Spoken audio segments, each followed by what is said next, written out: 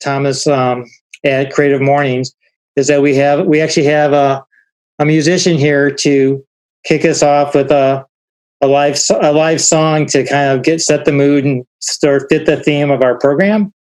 Mikey, your microphone's off, but why don't you turn on your mic, and then since I'm not sure if I have the right description that you want said about yourself, so why don't you do that yourself? Describe myself? I'm terrified of doing that. Well, okay, so Mikey was a musician that Mark Minlin, who's here from Mark Photo, put me in touch with, and I guess you teach at the School of Rock, and you're in a band.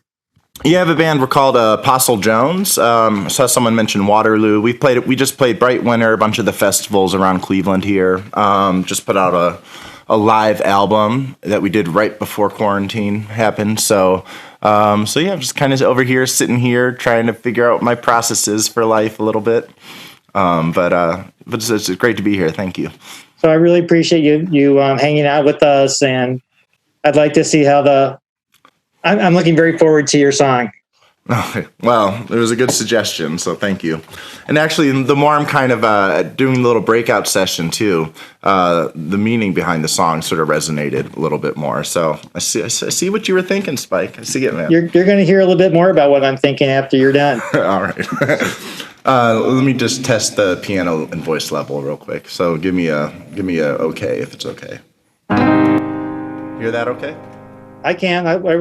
Even when you can't hear, like shake or nod or whatever, I can. Cool. I saw a few nods, but we all agree nothing better than the real thing. But yeah, grateful to be here. Thank you. This is David Bowie's Changes. I still don't know what I was waiting for, and my time was running wild, a million dead-end streets, and every time I thought I've got it made, it seemed the taste was not so sweet. And so I turned myself to face, but I never caught the glimpse, and how the others must see the faker. I'm much too fast to take their test. Changes, turn and face the strange. Changes, don't wanna be a richer man. Changes, turn and face the strange. Changes, oh, it's gonna have to be a different man. And time may change me, but I can't trace time. I watch the ripples change their size, but never leave the stream of warm impermanence. So these days they flow through my eyes, but still the days they seem the same. And these children, oh, their youth spit on, and how they try to change their worlds are immune to your consultations, oh Lord, yes. They're quite aware of what they're going through. Strange fascination, fascinating me. Changes are taking the pace I'm going through. Changes, turn and face the strange. Changes, look out you old rock and roller on.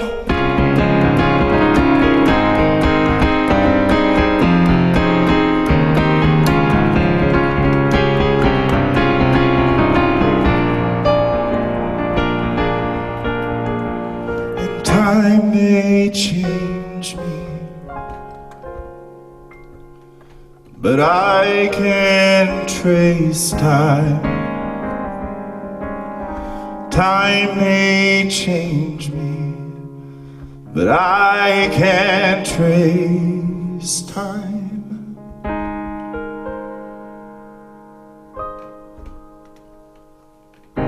There it is.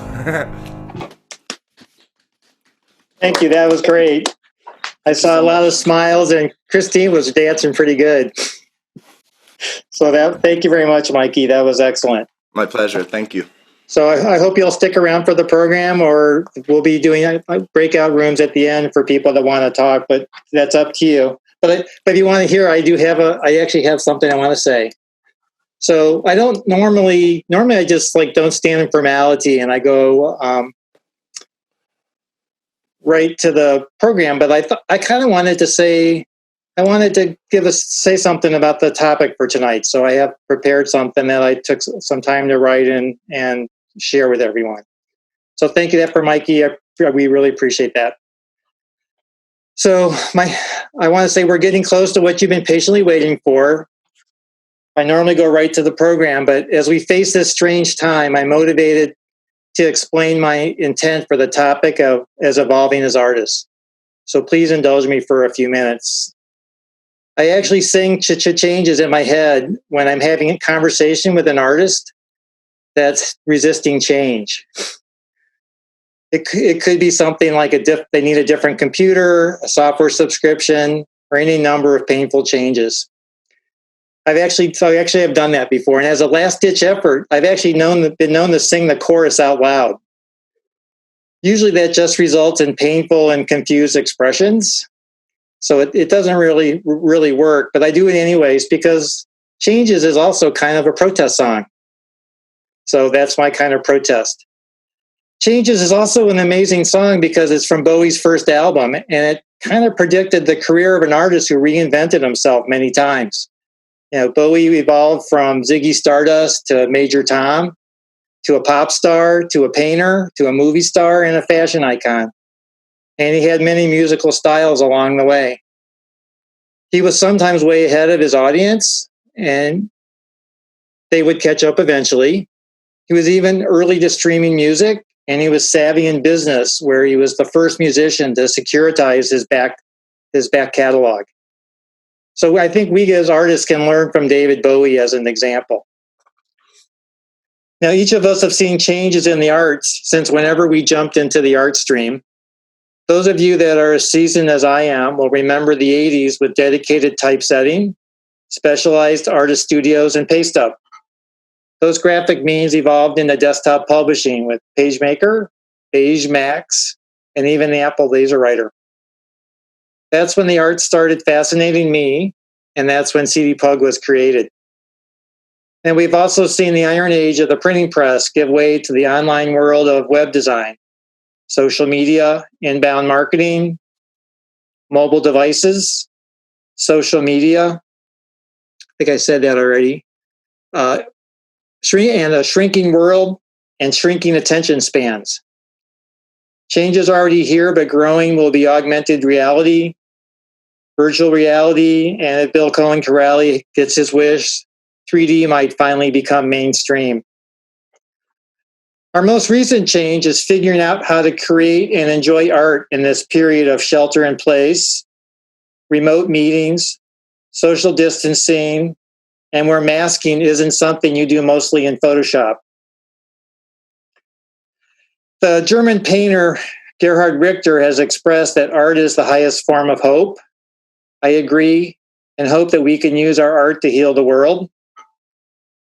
The world will always need healing, but as we turn and face the strange healing is literally in a totally unexpected way right now. I also believe that art can heal the self and that CDPUG can support artists in that process.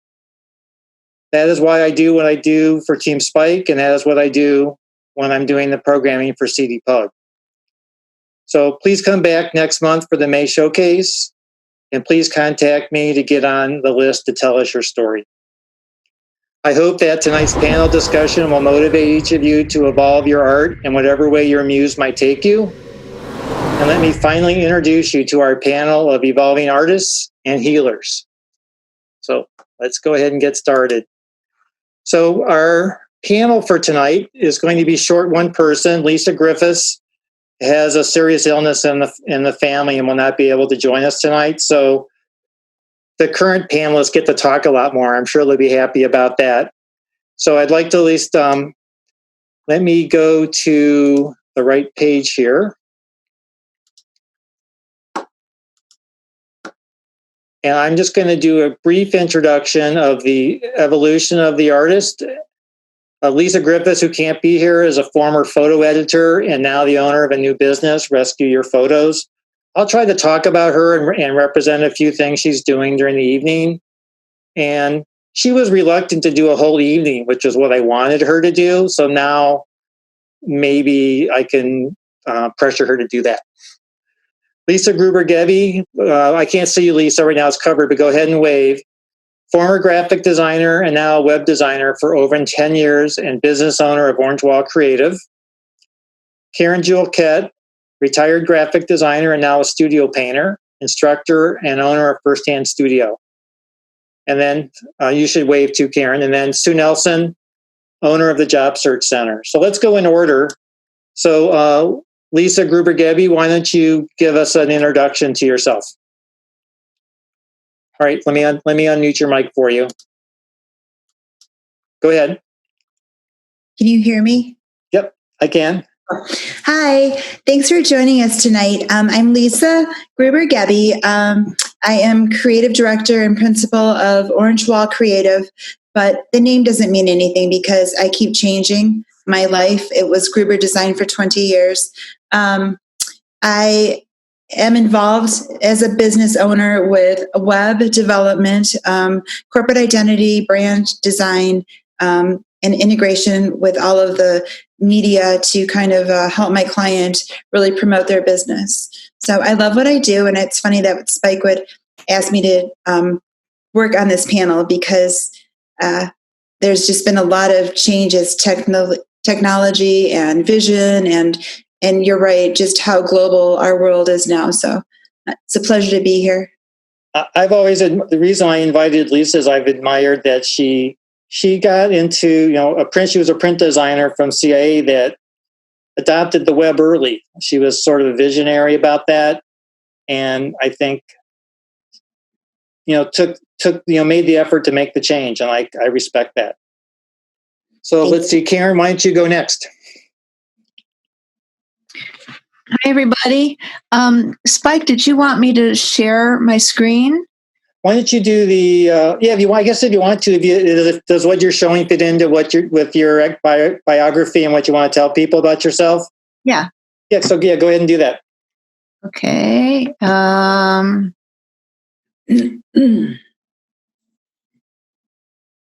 don't know. Can you see that? No. Nope. Okay, never mind then. It didn't work. Try it one more time, because you should be able to since you're a co-host.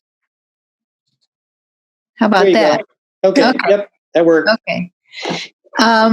Okay, so I was a graphic designer and manager at Cleveland State University for 35 years. I did print design mostly, a little bit of web design.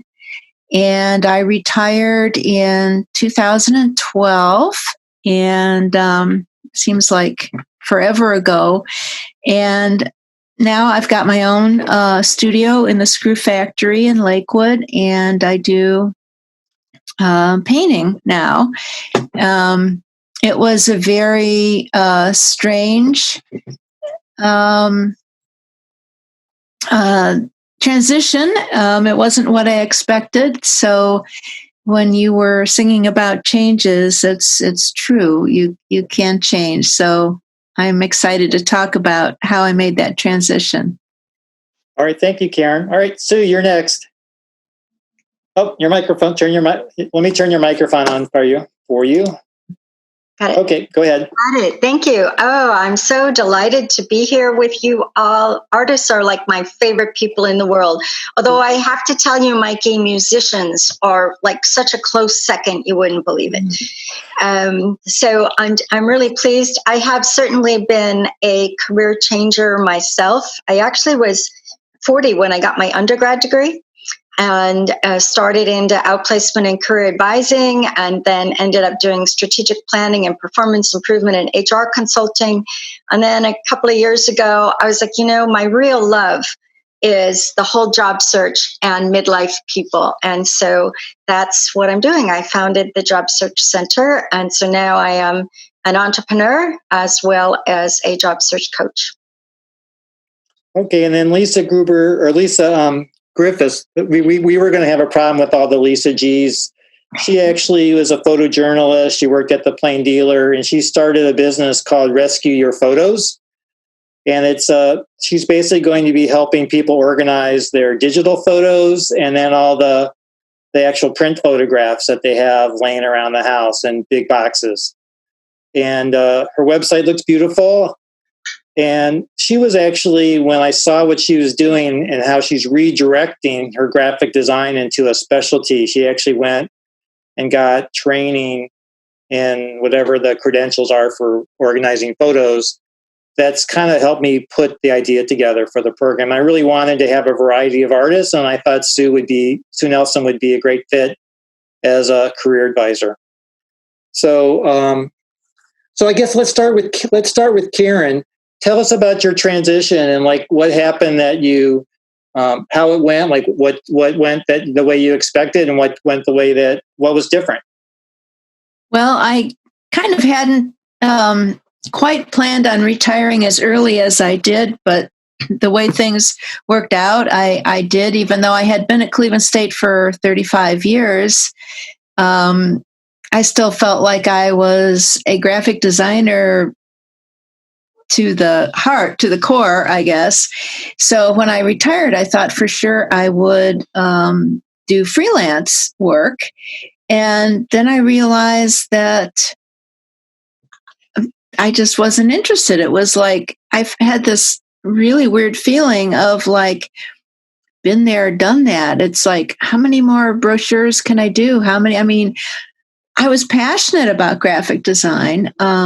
And I kind of had a hobby. I always had kind of a side gig going with trying to do little paintings. I usually had a small studio space that I rented that I did paintings. And so I turned to that and realized that that was what was grabbing my interest. So I felt like I want to really start pursuing this and see where it takes me. So in the last 8 years, it's really quite developed. It's been a bigger learning curve than I expected to make the transition, even though it's still being an artist. It's a whole different thing. One of the worst things I'd have to tell you that happened to me was I would have these paintings, and at the focal point of the painting would be a large empty space. And I was like, well, what the heck? What's wrong? Why? I know how to lead the eye around a design because that's what I spent my whole life doing. But why were my paintings having an empty space and where the focal point would be? I couldn't understand it. And I realized that's where the type goes. That's where the type goes. So it's like that was one of the changes I had to make, was I just had to reprogram my brain to like, okay, I'm not dealing with type anymore and images. It's a different kind of a mindset. So that's an example of one of the changes I had to make. Okay, how about for you, Lisa? Oh, it's a long story. So I'm glad you guys are sitting down. So I went to school at CIA, and I studied typography, design, as well as illustration. But I love psychology, so I did my thesis on the brain, and I was able to get a real brain and really like just study it. I've always liked science and medicine. My first job was working for a college of medicine, a podiatrist, and pulling the cadavers down and drawing, and before medical illustration was really a thing. But just a love of being able to write and communicate. So moving forward, I realized that I was from the medical field transitioning over to going into more of an advertising or editorial. And that's where it split. And I actually worked for Penton Media. And that was great because I love to write, and working with a lot of different writers, and then putting image and being able to work on pretty custom projects was kind of a good transition. And then from there, I left because I knew that publishing wasn't going to be around a lot. And then did some freelance, met a lot of different people, realized, okay, print is kind of going away, even though I love design and the smell of print and paper. I'm like, you know what? I have to just, when you reinvent yourself, you realize you have to take everything and take it off the desk and start over, right? And I think that's the biggest thing is, okay, I need to figure out where I want to go and what I want to do next. And I knew I'd have to do web. So my husband is a programmer. And so I think that's really allowed me to have a partnership as well as a sounding board on, it looks great, but it will never work on mobile, right? Or what did you promise the client? Are you kidding me? That's going to take 30 hours. I'm like, yeah, that's okay. Learning curve. But I paid my friends. I went online. I did a ton of just research learning because it's a different beast, and it's changing. It's like in dog years, everything just keeps changing. So I went into that, and then I realized, it's not that bad. Like, you can really still use your design, and actually you can use this for your client's brand. And going where I introduced myself into the field as to where I am now, I'm actually really lucky that I learned print and web, intermixing the two different ideas, because as I was teaching at CIA, I recognized that your brain has to kind of transition on how you're going to have fluidity in a design and movement and technology. And you had people that were either technical or people that were design. And so being able to cross all the bridges and being able to kind of explore that medium was pretty interesting. And then just using the application of creativeness, but still technology. And now I find myself at first wondering if web was where I wanted to be. And now I love putting it together. I love the immediacy. I still love print. I still love brand. I still love logo writing. But it's really interesting on how fast and, I want to try this. And so when Spike says, where do you see yourself? I'm like, I really think this door is opening. You asked me 3 months ago, and it was different from what's now because I'm learning new things. It's always just learning and growing. And so that's how I've transitioned, is that I continue to transition. I'm looking ahead at the market, 3D virtual reality. And now I feel like this technology that we're using now and in the grocery stores, it was in the forefront. But now I feel like a lot of people are going to recognize that we're going to have to adapt different technology, meaning, okay, there's different databases, there's online. Now there's going to be like my integration with credit card to online to, shipping that's not going to be touched by anyone, and having clients trying to, move their merchandise and their services to more online. So it's been a fast, okay, it's go time. Like, I got to make money. So watching these last 4 weeks has been really interesting, and really, in a way, watching the curve of technology start here. And then when things came at us, we were like here, and we're still, I see these companies just trying to turn and do different integrations. So it's been good. All right. So that makes me think of something, because I remember back in the days when there were all the paste up and dedicated typesetters, and they were making the transition to, desktop publishing. Mm-hmm. And that was real primitive back then. And there were youngsters that were jumping on board, but there were seasoned professionals that were kind of like resisting and fighting it, kind of like maybe the web might be for some print designers now. But I would tell the seasoned professionals that they actually had an advantage, because they already knew the techniques. They just had to learn the tools, and they actually understood the process and the quality a lot better. I would agree. The same for web. Yeah, I would agree. So when I think about this, I say, don't be disheartened. You as designers, and Mikey as a musician, I know I see these familiar faces. I see everybody dabbling in music, even though they don't have it in their background. It's that part of your brain where you have a gift or you have a vision, and you either get it and can organize it, or you can't apply it moving forward. And I think there's so many talented people in this chat group here that It might be a different application, but it's still the same ideas. It's still my spatial relationships. It might just be three-dimensional versus linear, or it's all about design. And so moving forward, I also am working on a variant of what I want to do and do outreach is that I am a really good organizer. I have 3 kids, couple dogs and stuff, and I've worked with families and I've gone in and said, what your house is like, I can't take it. Like what's going on that you have to have processes, right? As designers, we do. So I help them kind of set up systems. And so I'm like, this is cool. It's like 3-dimensional. I don't do any interior design. It's all about, I figured it out in numerics. Like, okay, everybody assesses a problem. How do I solve it? What are the best tools and what's the best result? And it's like across the board. So it's been really fun to just see, as a designer, when you just kind of sit back and say, I see things in a different way, and that's never going to change. And so you're right, Spike. If you have that skill set, the vocabulary, yes, you have to learn in that medium, like Karen, but you still have that core. And as a teacher, when I was at CIA, I could tell the students that had that and they have a vision and they can move forward. And then people that may struggle, that are very good technically, but why isn't this working? Like, what's wrong? And it's an innate sense that you can't teach. So it's really been an interesting field.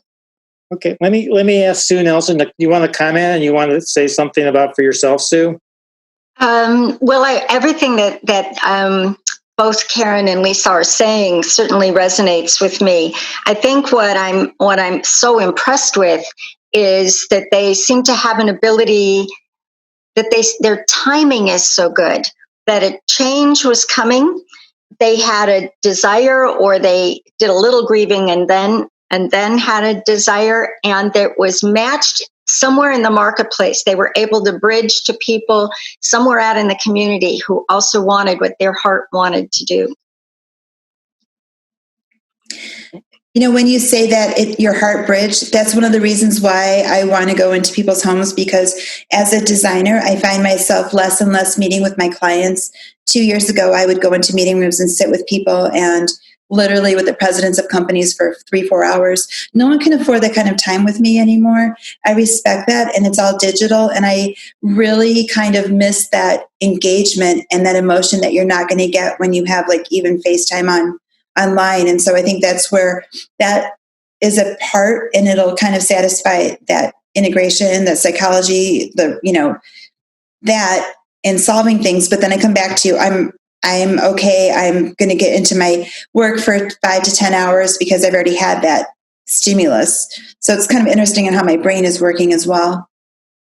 One thing that's been interesting for me is the change between having a client where I was working with their concept and trying to bring their concept to light and express what they were trying to accomplish, and switching it to being what I'm trying to say. I mean, so it was kind of like, well, I spent 35, 40 years of my life figuring out what other people, helping them express themselves. And it was like, well, what's inside of me? What do I have to express? So that's been really an interesting challenge that's different for me. And one thing that's helped in where I have my studio, which is in the Screw Factory in Lakewood, we have open studios occasionally. And so I get the chance for hundreds of people come through, and I can actually talk to people about my art. And it's amazing to me how many people, I think, really want to be artists themselves, even if they're not. There's something inside of human beings that want that kind of expression. So it's been interesting to tap into some of those kinds of thought processes. Everybody wants to be an artist. You all are special. So Sue, can you tell people about the kinds of career changes? Like, since we kind of talked about, I guess I want to get into some of that as well. Can you comment about that? Sure. And I want to follow up with one quick thing that Karen just said, which is that there's been some research that goes back to, like the cave paintings at Lascaux and stuff, that art actually predates language. So I think that, yes, there probably is something very primal in us that needs to be expressed expressively. So I love that. And I also am noticing tonight how many times the word story has come up already. And one of the things that we look at in job search advising and any kind of coaching that we do, particularly with midlife, is midlife people are really paying attention to the story of their lives. And they're very interested in their forebears and in who comes after them. And they just have this sense of story. So when they're looking, even if they're scoping down to just their career path, they want it to hold together. They want there to be a through line. They want it to make sense. And indeed, this time of life is about making sense of our lives. Sometimes we do a little readjustment and reassessing. Other times it's pretty good. I want to add on a little, or maybe it's just amends making to something, and otherwise it can go forward. So this time of life is very rich with story. To make a transition, Bill Bridges, who wrote this wonderful book back in the 80s called Transitions, Making Sense of Life's Changes, it says that you have to have three things to have a new beginning. You have to have an ending, and then a neutral zone, and a new beginning. And the neutral zone, for often people, feels like wandering in the desert. And because there doesn't seem to be pattern to it, there's a lot of trial and error a lot of times. And so what my work has more recently been, and Lisa and Karen are beautiful examples of this, and I'm so grateful for that, because of course it's one of the risks in coming tonight is I didn't know if my theory would pan out. But that neutral zone, I have now concluded, has 4 stages to it as well. And the first one is grief, feeling the loss. So Karen, you had said, you weren't planning on retiring quite that early, but that's what happened. So without knowing your story, I know there was some loss. There was loss of whatever your plan was, if nothing else. And then the second stage is processing, which is the thinking part of what happened. And a lot of times when folks are going to make a transition because they were made to leave their job, that feeling and processing part is often given short shrift. Our society doesn't really pay a lot of attention to it, but it sounds to me like you ladies did. And the other thing is it can start a little earlier. Sometimes people are just like, there's no ending date yet. Their last date of employment isn't named yet, but they're feeling done. They're feeling restless. They're starting their search and their processing and trying to figure out, so that happens, it goes in. The third phase, also you talked about beautifully, is the learning. All the, what technology is out there? What do I need to learn? Karen, what is going on with the focal point in these paintings? It's learning, right? Until it pops up. And then the fourth stages are reorienting. And there's predictably a reintegrating into the new work once you start to reorient. That comes out of learning, which comes after the processing. And just like you both described, you bring your strengths through with you, even if you make some radical change. Even if somebody, said, I don't want to be an artist anymore, I want to be an accountant. You could still, I bet, when you really sat with the person and heard their story, there would be a through line with it. So that's my thoughts at the moment. Does that answer your question, I hope? Yes, it's funny when I talk to people, like I'm usually trying to persuade them to do a showcase for the May program to tell their story, and they tell me they don't have anything to say, they don't have an interesting story, and I just find that totally unbelievable. And usually once they get started, it's easy to talk about yourself. So it kind of just comes naturally at that point. So that's how at least I think of the story part of it. Susan, what you're saying makes a great deal of sense to me. That in between part that you're describing can feel like you're wandering in the desert, and it can be a time of self-doubt. It can be kind of a painful period. And one thing that helped me, I guess, was reading a little bit about the hero's journey by Joseph Campbell. But it's like, I feel like you have to write your own story, that you're in control of your own story. And if you want to try to change the arc of your life, to the extent that you can, I say go for it. And so I guess I've always wanted to say, okay, I don't like how this story's going. I'll do what I can to adjust it the best I can, I guess. There's something that comes to mind for me now that I guess maybe for all the panel, there's two youngsters here. Most of the CDPUG is usually, like, I guess more. I use the word seasoning to be polite. And I think CDPUG's over 40 years old now. So I think that, like, we're really slow learners because we've been wandering around the desert for 40 years and more. But I'd like to give some, I think the youngsters that are here are really brilliant because they're willing, I'm sure they have their own talents and things that they do from being young, but the fact that they're able to listen to ideas from, like, people with experience, I think is good too. So what advice can you give them? I would say just be fearless because you don't have a lot established. Like, I kind of live by that. If you want it, you have to go for it. You have to really define your goals and don't let anything stop you. As you get older and families get in the way, it could become an excuse.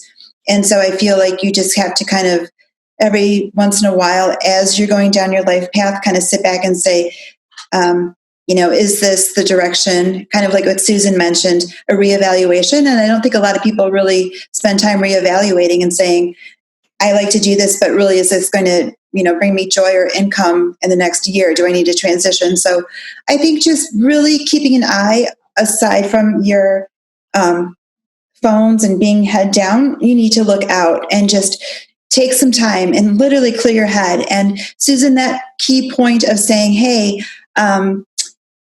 you have that feeling in your gut. You totally do. Even before you're allowing your brain to process or analyze it, you just have that feeling. And one of the things in society for the younger kids too is in your 20s, maybe 30s, you think, oh, I am defined as being a designer. That's my job. That's my title. And when I left a really big corporation, I was like, wow, I'm like out by myself because I had the luxury of having a better budget, everything paid for. I didn't have a lot of overtime. Like, I would just go in, do my job, and it was safe. My computer broke. I would just, I snapped, right? But now I'm like, oh no, Andy, I broke my printer, right? And so you learn how to be more self-reliant, more self-sufficient. And it was good. At first, I was like, wow. And I recognized it early. So I wasn't afraid because I had a good network and I loved what I did. And I felt like I could, because of my relationships, be strong in what I did. So secondarily, it's not all about the job. As you get older, you're going to realize that it's all about relationships. At the end of the day, who can I count on? I want to run an idea off of my writer, but she's my friend. It is about just creating these relationships that, I guess, as I get older, I don't regret it, but I kind of wish I held on to some of the people that I held on to. And like recircle around, and I'm finding people are recircling around to me. And I don't know. You've got to kind of keep your eyes open. You have anything to add to that, Karen? I think the main message I would give would be that you are a creative person and you can create the life that you want to the best of your abilities. I mean, there's always something that's going to get in the way. I think you have to keep in mind that the future is never going to be the same as what you imagine it's going to be. It's going to be different. And I think you have to be open to the fact that it's going to be different, and that as a creative person, you can adjust and adapt and try to thrive in what may be a totally different direction than what you thought it was going to be. When I first started out, it was before computers, we ordered type to be set, we got it, we pasted it up. It was a totally different environment. And then within a few years after I got out of art school, everything changed. We shifted to computers. So I couldn't even have imagined that when I was in school. And actually, I think it's exciting that things change. So I guess just be open to that. I would agree. Yeah, just be really open. I mean, don't be flippant about it, of course, but just know that things are changing and you'll always try to find your niche, or there might be things that you don't want to do. And as Susan mentioned, maybe some of my friends are like, yeah, I'm getting out of this game. I don't want to go the web direction. They were illustrators. They're like, I don't like my clients. Things are changing. And it's okay to make a change, because as you get older too, you recognize that really you're only accountable to yourself and your family, and a lot of the other external opinions don't really matter. You just really have to kind of look back and say, you know what, I did some really cool stuff and I'm really proud of myself. And at the end of the day, like, just know that that's a good representation of who you want to be. In some ways, maybe it's easier to roll with things when you're younger because you don't have as many expectations as to what the future will be. I don't know. It might be actually easier. I do wish I could do all-nighters like I used to all the time. Because it was a normal thing. Just like I would stay at the office until the sun came up, and then I would stay longer. I know. I remember, like, you could just go to the office and then leave and then come back at 8 and be fresh. And now you're like just rolling out. It's horrible. Like, I don't know if it's just your brain is so full, or there's just things are going so fast. I find that a lot of people they get tired faster, or maybe it's just our age. I don't know. I'd like to ask a question about training, because I think you do have to. You have some. Go ahead, Sue. Go right ahead. Thank you. I just want to speak to the idea of young people, and I have gotten more convinced of the importance of stage of life, and that young folks' stage of life is to be available for opportunity. So the metaphor I use for the early 20-somethings is the marriage metaphor. Not that everybody has to get married, but that idea of leaving home with the intention of never returning back as a child, but leaving and going out into the world and growing and being available. There may be a travel component. There's usually union with other people and your passion and your love with it. And that stage of life is so crucial to the world. And I mean that very literally, to the evolution of the world. There's, I could go on. There's like 4 more workshops, but I think that it is incumbent upon us older people to be allies of the younger people. That in the 70s, there were students desperately trying to find environmental studies. They knew they had a yearning, and there were some universities who even put them together, but there were no jobs. And more recently, it's been anthropology. There have been young people wanting to go into anthropology. And when I ask them, what do you want to do with it? They can't tell me, but they know they have to do it. I think that has always been true of the creatives, that they have known even before they had words what it was that needed to come out. Artists have always shown us what was coming. And so I think that it's important for us to not be in the position of saying, but there's no job, that we have to be allies and try to help them find ways that they can express the passion of their heart. Oh, that's so true. And if I can just go on a tangent, my daughter's finishing up her first year at OSU. And when she left, I told her, I said, this is your time. Like, you explore. She's doing pre-med, but I said, you don't have to be scientific and analytical. She has such a really good other side of her brain that it's amazing. And she's wondering if she's going to change to maybe be a psychologist, because you're right. But speaking to that, I think that you open the door and say, this is your time. Like, you can do anything. You got to listen to your heart. You've got to look at research. But take as many opportunities. And even as us as designers and business people, don't negate meeting new people or trying a new thing. Even we were doing something the other day, and it was, just how do you make something? And I was feeding the kids, and then they just went and they took it a different way. And I was like, see, guys, this is what's really cool, is that if you make something, and even as a teacher, I'll teach something, but then they take it and they twist it in such a different way. It's humbling, because you're like, I didn't even, and then I'm like, wait, I didn't even see that, and it's like, wow, like, I'm missing this, but I'm not. But it's like, it's so neat to see different people in their brain, and you learn every day from those experiences. So yeah, I'm really thankful that I was in the time where we had a slow time, like with our design and our typography, Karen, being able to sit and then you wait for the printer for an hour and a half, like that's unheard of now. But those were like really times that you could just really sit there and think about what you're doing. And now it's like, I need it. And you've got 20 different messages and noise. And so what I'm thinking here is like, there's so much noise.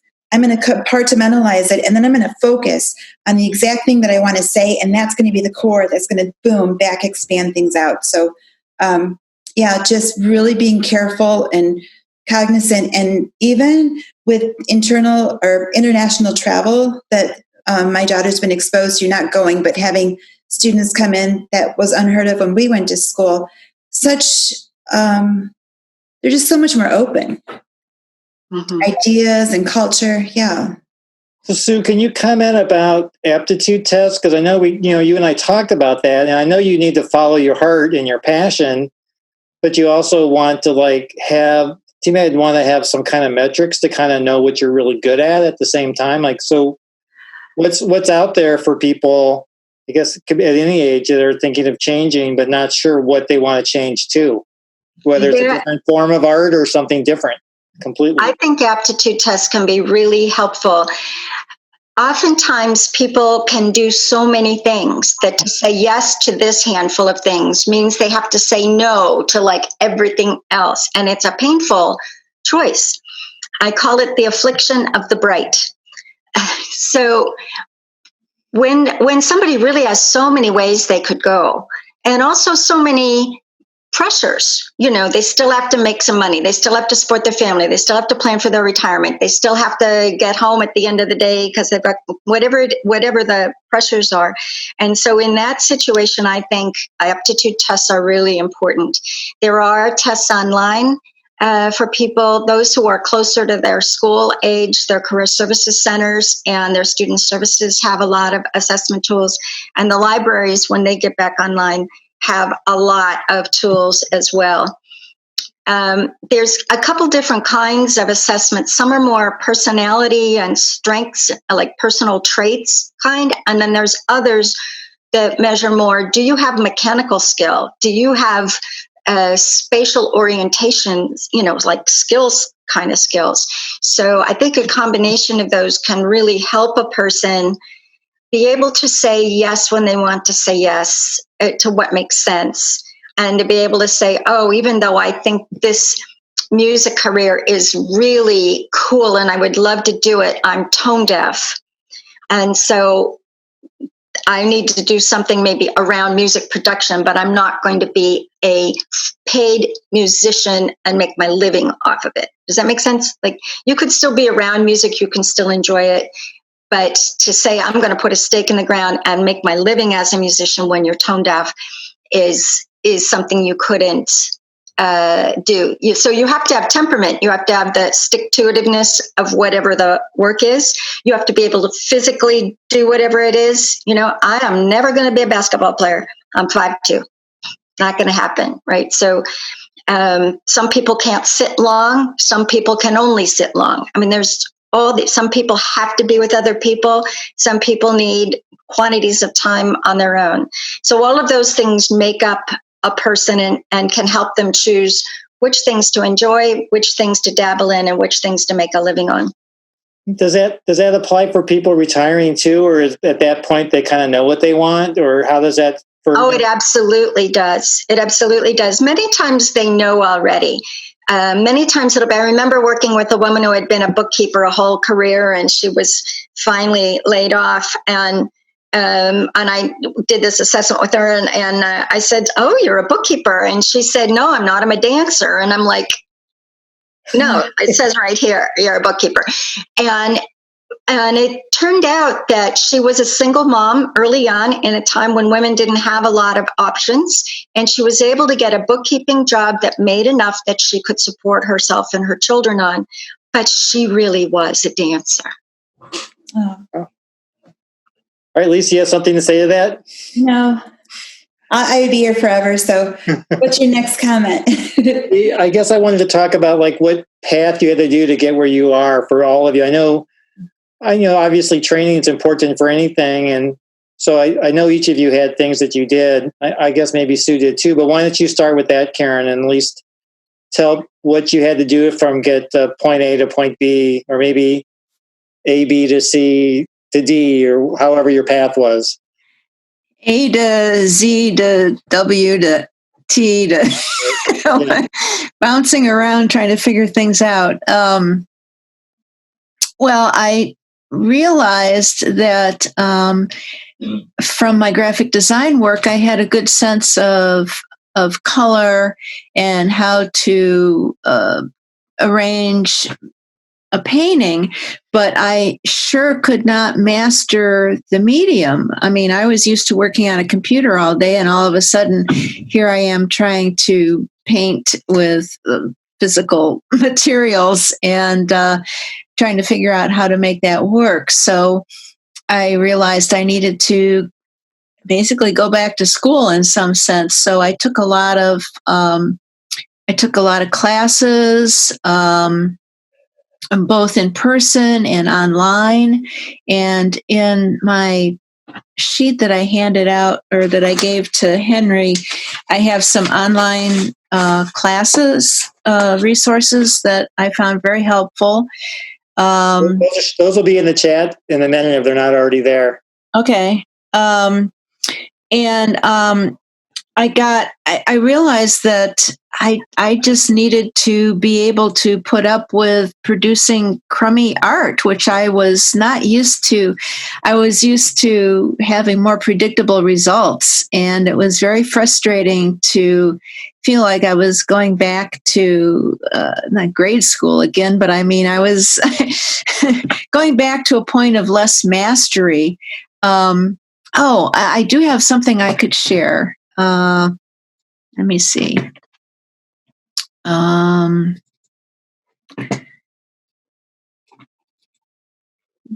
you see this? Yes, we can. Okay. This was very helpful to me. This is called it's a theory called the 4 stages of competence. As you can see, most of us start in the upper left with unconscious incompetence. You're unaware of the skill and your lack of proficiency. So I think at first I thought, hey, this is great. I can just do paintings. I'm an artist, and I didn't know that maybe it wasn't as successful. Then you go to conscious incompetence, where as an artist, you sometimes feel like you're just a total wreck. I mean, it's like you realize that you need the skill and you can't do it. And it's just like really distressing. You feel like you should just chuck it all in and give up. I'm not quite at the point of conscious competence, but it's taken a lot of hours of painting and training to try to get to that point. My goal would be to get to the point of unconscious competence, which is where it's an automatic skill. It's like how I used to be able to work with InDesign and just kind of, you're not even thinking about how the program works. Your fingers are just flying and you're just doing your layout. I'd like to be able to get to that point with my painting. So the way I did it was to slog in the hours. I joined, there was like several series of 30-day challenges that I joined where you had to paint something every day for 30 days and post it online, which gave me like a responsibility. I had to show up. I had to do it. And even if it was crummy, I couldn't hide it. I just had to keep going. And at the end of the 30 days, and I did several of these challenges, it was really very helpful to do that. And the other thing I did was I started working with an online mentor. She taught some classes that I took when she was here in town. She lives on the West Coast, and I have her listing is in there too. It's been very helpful to talk to an artist who's further ahead along the curve of where you want to go than where you are. And it gives you moral support, gives you guidance, and maybe can give you good critiques, because it's hard to get a good, honest critique from friends and family who say, "Oh, you're wonderful, you're wonderful." And you're like, "No, I don't need that kind of help. I need something more structured and specific." So that's kind of a bunch of what I've been going through to try to get better. Yeah, it sounds like I saw a concert that Rhiannon Giddens did, and she talked about having to learn how to learn the banjo. And I guess it's the same for musical instruments. She said you have to be willing to suck for a while. Yeah. You get to the point where you could play it well. And I'm sure the banjo is probably really hard to get good at. Yeah. It's all hard. No, and this kind of goes back to learning new things. When I first started CrossFit, I was the only one gasping for air and get my time if I pass out, right? But then that's where I was at. And I'm like, I was going to the dumpster and everybody else got to go around the building. And I'm like, oh, it's so good. But it worked out. Now I get to go around the building too. So I think that no matter what you do have to start somewhere. As you get older, you don't think that you want to do that, but just have to be open and look at it from a childlike attitude and just say, I really want to try this. And speaking to Karen's comment about mentors, I just suddenly realized I have friends and mentors and people in my life that are supporting me, and I ask questions and we learn from each other. So I think that's a huge piece that I didn't acknowledge earlier that I would like to point out, and they help me. And when I'm not as motivated, I'll talk to them. I'm like, I'm just not designing today. They're like, let's go to Starbucks. Let's get some coffee and let's figure out what's like literally a writer's block. Cause I'm like, I'm just having a really hard time with something, or let's take a walk and, still staying within the field, right? Because you don't want to just go out and go shopping or something. Like, you really need to have your friends to help you analyze a problem, Mm-hmm. Whether it be design or like a whole identity, or, what's the best medium? Do you think I should put this on social first? Do you think I should do a blog first? Like, what's the best thing for my client? And just having those conversations. So I guess I'm really lucky. You have something to add to that, Sue? Of course. I knew that, but I'm sure it'll be useful. So often, career development is talked about this person and what their purpose is and what they need to go forward, and everything is about the individual. And I'm here to tell you, I've had over 4,000 clients. Never was it ever true that somebody's career developed by themselves. Not even hermits, because they have to withdraw from society. So you can't be a hermit if there's nobody. And so again, Karen and Lisa, you've been beautiful examples of this. The image of the Israelites wandering for the desert in 40 years, which I've often used to express the experience of midlife job seekers in particular. It's the metaphor is about this like murkiness and just wandering and nothing. But in actuality, oh God, there's like a whole thing. I'm trying to shorten this. In actuality, they moved together. They never left each other. In fact, the couple people who left died. That whole community stayed together. It is a community journey. It is the community that leaves the land of slavery, goes through a bunch of interesting experiences, and ends up in the promised land. The community goes together. They had all of the resources they needed. They had livestock. They had gold. They had clothes. They had tools. They had tents. They had everything they needed to be able to have a society. They had, Moses knew how to write. I don't know where they used the stone tablets. Never mind. I was going to say, where did they get paper? But they had hides. It was the community that moved forward, and each talent that was needed to keep that community going for over 40 years was there in that community. So when Lisa says somebody knows what software to use, or Karen says my mentor told me how I could do this differently, all of the tools, all of the resources, all of the support, everything's in the community. And all right, so I guess I want to try to at least get moving towards wrapping things up, just because it's later than I planned, though I feel like we're still interesting, but I have a very long attention span. So are there questions that I've missed from the audience, or do I need to? No. All right. Well, all right. I guess I get to drive then. So I'd like to have one last topic before we wrap up, and then I'd like to ask the panelists to stick around, and we can do breakout rooms, and you can ask questions to them. Like, I'm sorry to interrupt you, but maybe it would be helpful if you guys could just type in a quick message, and we could all answer together. Okay.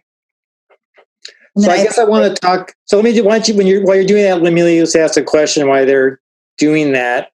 So, I've being self-employed. I'm used to wearing lots of hats, but not everybody's used to that. So I guess I wanted to talk about the wearing many hats idea. So I guess, Karen, can you start with that one? Yeah, I guess I am wearing a lot of hats. Besides just being somebody that is painting pictures, I'm also a small business owner, although not financially very successful. I would not recommend being a fine art painter for financial success. I would recommend being a graphic designer and doing freelance for that. But still, it's sometimes I teach. I also have taught, and that's a different hat, which I really enjoy. Try to do bookkeeping, but that's really not my pay grade. Marketing, trying to figure out how to do social media, how to do marketing. Of course, that's related to advertising and graphic design, so it's not that crazy. I'm trying to learn how to make my own videos now, because that seems to be the way that social media and self-promotion is going these days. So now I'm going to be a videographer, and I'm going to have to try to figure out how to piece music together too, I guess. So I don't know. It's wild and woolly, I guess. Okay. Do you have anything to add, Lisa? Let's see. Well, Susan spoke about mindfulness. And so wearing many hats, you can lose yourself. So I would say try to set goals every day. I'm an avid reader, and I find myself reading about forensics and things, and like, how does that apply to my clients? But there's problem solving there. So I can convince myself, right? But I think just being mindfulness, wearing many hats, I think that's what makes the person successful, is a kind of personality that maybe you enjoy wearing a lot of different hats. I love that energy. I love every day not being the same. sometimes it's crazy, but you just embrace it and say, oh my gosh, this is hilarious. Like I was doing this presentation and like someone was behind me, like just trying to sneak by. And like, I don't know, I just find joy. I think my family and people that know me know what we went through. We won't bring it up here, but we just had a lot of difficulties, not within our family, but circumstances. And I feel like that's really provided me to just be fearless and say, you know what, I have nothing to lose. I'm so ready to go for it. I'm so ready to just do my calling, but I also am not going to be a crazy risk taker. Like I'll have steps. So I think speaking to the mindfulness, I was taking some notes. There's many hats, but you really have to be careful how many hats. I have an accountant and I'm like, oh, and he's like, Lisa, how many checks do you write a week or a month? I'm like, 3, I can't deal this. He's like, you're an idiot. I'm like, I get stressed and it takes me all day. He's like, you got to stop. Let me take it. Right. And then there's things like I can't sew. My kids, like, their Girl Scout uniform, it was a vest. I sewed it together. I started to cry. I'm like, it's not my gift. You know, my husband took it. So I'm realizing things that I'm really good at, I'm going for it. Things that I can't, I need to just delegate, right? So my hats are okay. I have different visions. There's so many things I want to do. I feel like I'm running out of time. So I have to just say, okay, as we get up here and there's more behind us, I have to really make a conscious effort to say, I need to get my rest. I need to really plan out like the next 5 years because you just go through life. Like Karen mentioned, she didn't expect to fall into this, but I think I need to just be really conscientious of my time so I can achieve my goals. But just every day, appreciate everything. And I really do. I love you guys, all of you. And I appreciate what I have so much. I have so much joy. Like I'm so thankful. Right. And so I think every day you guys you can walk, you can breathe. So many people can't. Like, I am so excited. I'll just go off on a tangent. We're doing outreach. Like, I'm just like on fire because I'm like, finally, like after all these years, I'm like, I have a gift. My husband's like, with this virus, I'm like, oh, you know what? I really like helping people. And I'm like, I suddenly realized I'm like bringing people food and like doing outreach. I'm like, I really like this. And like, you just realize like, oh, so all of a sudden, boom, the light bulb goes off. So every day is an opportunity. There's something coming at you that you won't really notice. But then when you start to put the pieces together, just, you know, if you need a journal or like write it down, I've seen so many people because they're mindful, just really, really pushing themselves and being awesome people and being better people. And so I'm just wishing for all of you, like tonight, be motivated. I know you're isolated. Be motivated, be strong. You got this. Like this is a time that you get to actually sit and think what's in your brain and be better.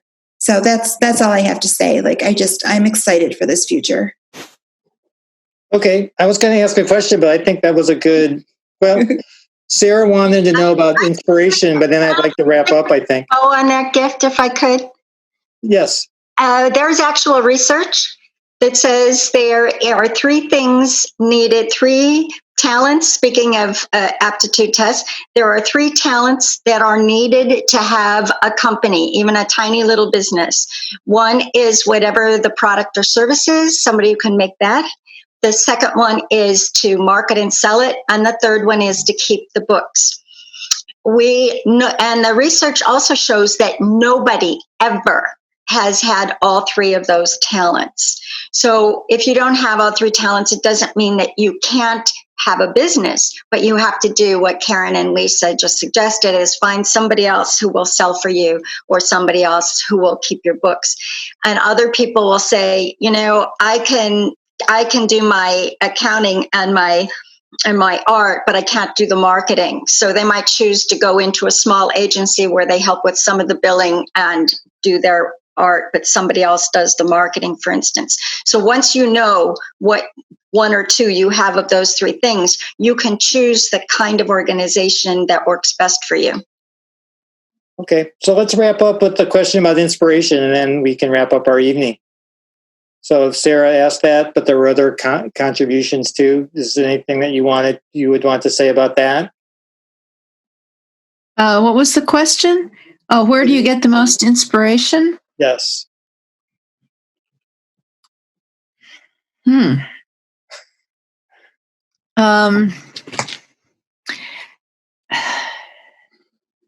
like to start my day with some time that I call appreciation, which is just kind of appreciating the world around me. And I think that leads me to different times in my life when I come across just an everyday scene or an everyday something about the way the light catches on something. And that is what inspires me to make a painting. So that's kind of a literal inspiration for doing my artwork. The inspiration to keep growing as a creative person, I don't know where that comes from. It seems to be in something I've always felt, so I don't know where that comes from. I think it's a childlike curiosity that we're always playful and trying to explore, and realizing then that that has to kind of fit into some kind of I'll say a job or a project or something that can then be solicited or sold. But I do think artists see the world so differently. Sometimes I look at the world and I just like, is anybody seeing this? And like standing here like, oh my gosh, like, didn't you see that beautiful cloud with the undertones and the gray, and like nobody else is seeing it, right? So I'm like, we just see things differently, and that's how we express ourselves. And for inspiration, I think it's with the internet, sometimes when you're just kind of in a lull, just going on and looking at different work or something in a completely different vein, that again circles around in your brain. Like if you're reading, if you're a designer, if you're doing music, maybe you're listening to an aria or Gregorian chants, and like that is like putting on music and then using all of the senses is something that maybe just pulls it all together strangely. My favorite learning style is listening. And I just have a God-given talent that I spot patterns. So in tonight's event, I think this idea of story and story trajectory has been really interesting, and I would say inspiring to me. I really want to go back and delve into that more. So that's how I get mine, is hearing and hearing things repeated. I'll start to pick up patterns. Thank you very much for our panel for giving us their time and saying yes when I persuaded them. And thank you for all of you for attending. So thanks very much. I'll see you at the May Showcase.